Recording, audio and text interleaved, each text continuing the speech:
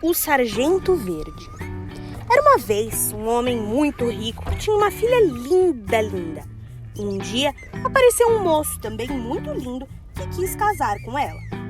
Foi combinado o casamento, mas Nossa Senhora, que era a madrinha de batismo da moça, apareceu-lhe num sonho e disse: "Minha filha, toma cuidado, porque vais casar com um cão.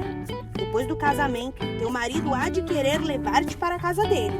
O que tens de fazer é o seguinte: irás montada no cavalo mais magro que houver. Quando chegares a um ponto do caminho, onde há uma encruzilhada, teu marido quererá tomar pela esquerda. Tu tomarás pela direita. E nesse momento lhe mostrarás um rosário. Ele então estoura e vai para o inferno." Afinal, chegou o dia do casamento e houve grandes festas. Mas desde a noite do sonho, a moça andava numa grande tristeza. As palavras de Nossa Senhora não lhe saíam da imaginação. Na hora da partida, trouxeram-lhe um lindo cavalo.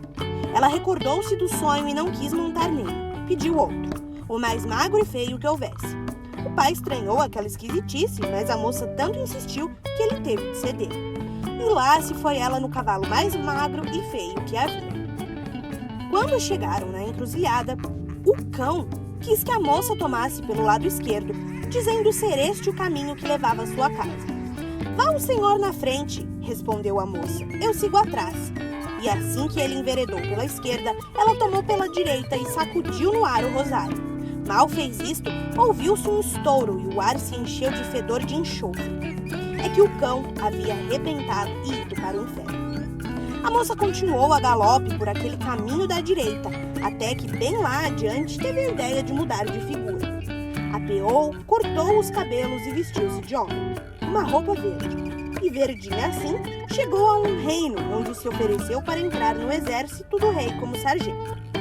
O rei gostou muito daquele sargento, a ponto de convidá-lo para passear com ele pelos jardins do palácio.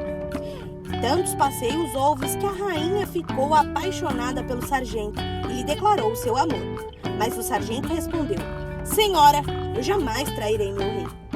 A rainha, furiosa da vida, levantou um falso contra ele, dizendo ao marido o seguinte: "Saiba, vossa majestade, que o sargento verde anda se gabando de que é capaz de subir a cavalo as escadarias do palácio, jogando para o ar 3 laranjas e aparando-as no mesmo corpo." Admirado daquilo, o rei mandou chamar o sargento verde e contou-lhe o caso. O sargento verde respondeu: "Saiba, vossa majestade, que eu não disse isso. Mas, como a rainha minha senhora afirma que eu disse, estou pronto para subir a cavalo as escadarias e jogar as 3 laranjas." Disse aquilo por dizer, e muito triste da vida foi conversar com seu cavalo magro, ao qual contou tudo. O cavalo aconselhou-a que não se amofinasse e que no dia marcado tudo fizesse como a rainha queria. No dia marcado, o sargento verde se apresentou para a grande prova e de fato subiu e desceu várias vezes as escadarias montado em seu cavalo magro e lançou para o ar as 3 laranjas, que aparou direitinho no copo, sem errar uma só. Teve os maiores aplausos de todos, menos da rainha, que mordeu os lábios de ódio. Dias depois, num dos seus passeios pelos jardins do palácio, a rainha achou jeito de lhe declarar amor. E pela segunda vez, o sargento respondeu que jamais trairia o seu rei. A rainha, então, mais danada ainda, inventou que o sargento verde andava dizendo que era capaz de plantar uma bananeira à hora do almoço e ter bananas maduras à hora do jantar. O rei mandou chamar o sargento verde e indagou dele se era verdade aquilo. O sargento respondeu que nada havia dito, mas, como não queria desmentir a rainha, estava pronto para plantar a bananeira. Disse isso e foi, muito triste, conversar com um cavalo magro, o qual lhe falou que plantasse a bananeira e deixasse o resto por sua conta. No outro dia, lá pela hora do almoço, o sargento verde foi e plantou uma muda de bananeira no pátio do palácio. E a planta começou logo a crescer e a deitar-se tacho, de modo que quando o jantar foi posto na mesa já havia bananas maduras. Todos abriram a boca de admiração, mas a rainha mordeu os lábios até verter sangue. Apesar disso, tentou mais uma vez o sargento verde, declarando-se apaixonada por ele. E o sargento, pela terceira vez, respondeu que jamais enganaria o seu bom rei. A malvada rainha, então, foi dizer ao marido que o sargento verde andava se gabando de ser capaz de passear a cavalo sobre ovos, sem quebrar um só. O rei mandou chamá-lo e perguntou se era verdade. O sargento verde respondeu que não era, mas, como não queria desmentir a rainha, estava pronto para andar a cavalo em cima dos ovos. E andou. Passeou montado no cavalo magro por cima de dúzias de ovos sem quebrar um só. A rainha inventou contra ele uma quarta perversidade, e foi que ele andava dizendo ser capaz de ir ao fundo do oceano em busca da irmã do rei, que fora aprisionada por um monstro. O rei chamou o sargento verde e indagou se era verdade. Ele disse que não, mas que estava pronto para ir ao fundo do mar em busca da princesa encarcerada. Disse isso e foi conversar com o cavalo magro, ao qual contou tudo.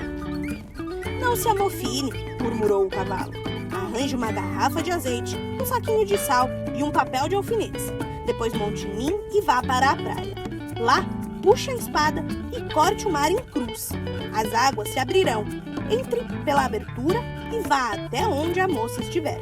Agarre-a e ponha na garupa e toque para trás. Mas muito cuidado com o monstro que guarda a princesa. Ele vai persegui-la.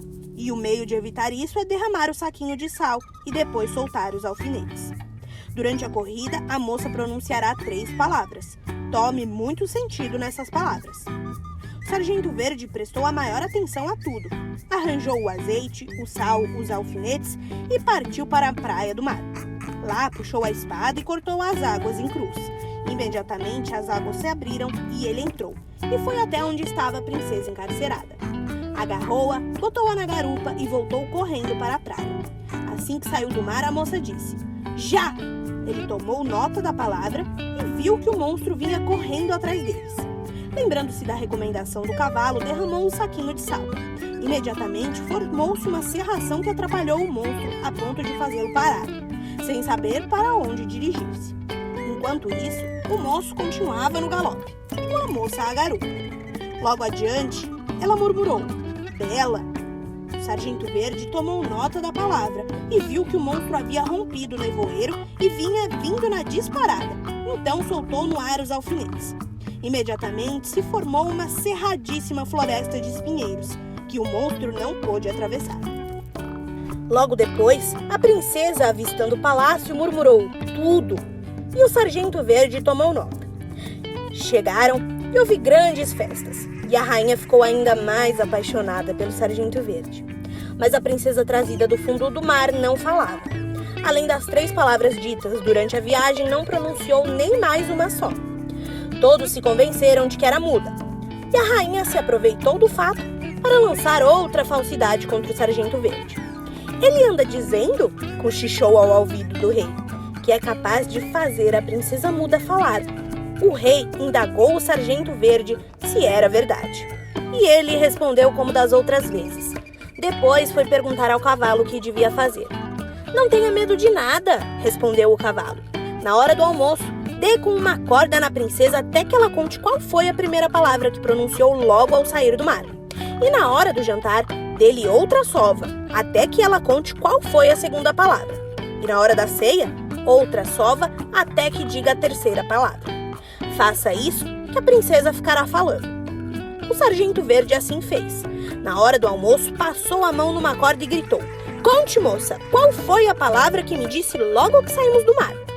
E como ela se conservasse de boca fechada, ele lept, e tanto deu que ela falou: "Já! E que quer dizer isso?" Com mais algumas lambadas, a moça respondeu que queria dizer: "Já estou livre de muitos trabalhos."